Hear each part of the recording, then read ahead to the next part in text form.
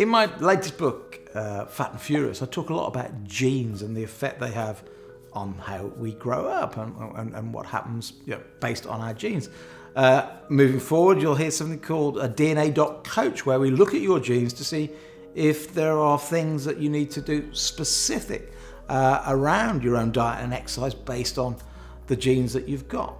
But the key thing is, your genes don't really define your outcome. Even if ill health runs in the family and you are of the mindset that it's kind of like futile to look after yourself because you're kind of like doomed anyway, then I'd like you to check out a website called epigenetics.com. The word epi is Greek for over and on top of, and of course genetics are genetics. So epigenetics is about what sits on top.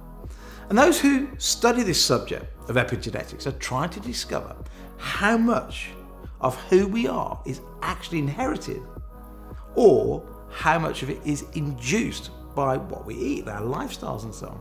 And after spending a lot of time researching epigenetics, because I've just founded a company that specializes in it, I've come to realize that actually we have far more control over our outcome than we first realized. And it's worth remembering that diseases such as Alzheimer's, heart disease, diabetes, they're all kind of fairly modern illnesses. Just a century ago, they virtually didn't exist. And if we keep blaming them on genetics, the whole hypothesis fall apart because it can't have, because it's growing so quickly. So the key thing here, when it comes to health, if it's to be, it's up to me. Yes, you may have some genetics, some DNA that might mean that you're slightly more disposed of one thing than the other, but it's how we live that really controls our ultimate destination. That's really, really important to point out. Yes, there are one or two cancers that are very much, you'll know about them if it's in the family, you'd have been told about them. There's just one or two that are very sort of DNA dependent and genetics dependent, but the rest we have far more control than we realize. So why am I mentioning all this at the beginning of how to look after your children?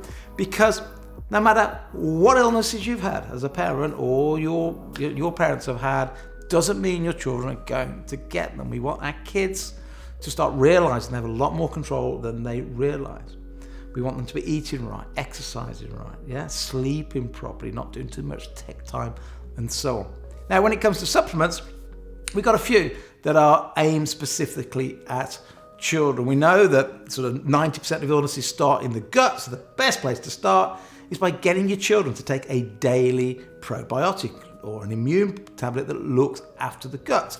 The problem is children can't swallow tablets, so we've invented something called our immune tablet that they crunch, and it's crunchy like a mint. It tastes absolutely delicious. In fact, the only problem I find in my family is stopping my kids reaching for the second one. They love them so much, and to be honest, I wouldn't send my kids to school or to a social gathering without them taking one of these sort of boosting immunity tablets. The other thing we can look at is we have a multivitamin spray for children. Of course, children aren't allowed to take tablets till they're 18 years old, or even supplements in a capsule. We can't recommend it until they're 18. So the spray does a great job.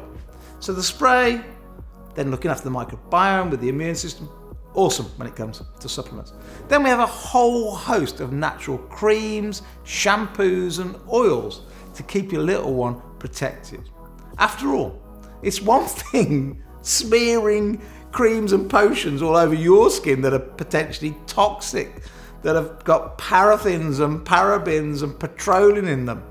But it's another thing completely smearing it all over your child who has no choice about it. You probably think I'm just saying this to try and sell some products. I'm not. I'm a parent of 7 children and grandkids, and it scared the life out of me. Here's a challenge I set you. Go into your bathroom cabinet right now. Take out any of the nappy rash creams, the shampoos that you're using on your kid, lotions, creams even to soothe the skin. And I bet you, even if it's a huge brand name, that you will find something along the lines of propylene, nitroamines, parabens, or even petroleum, even paraffins in the air. In fact, the EWG, who are a body, have recently found that petroleum showed up in 40% of baby body lotions. How frightening is that? That's just one of the things you've got to avoid. So like I say right now, it's really important. If we want to care about our kids, we feed them the right things, try and get them to sleep properly, look after them in every way we can think of, get them out in the outdoors, look at our immune tablet for the gut, a multivitamin, and then really treat their skin with care, including their hair.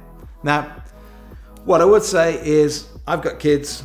If you've got kids, look below, click on the products that you think might be right for your family, investigate what our customers are saying about them, and then start really nourishing your child from inside and from out.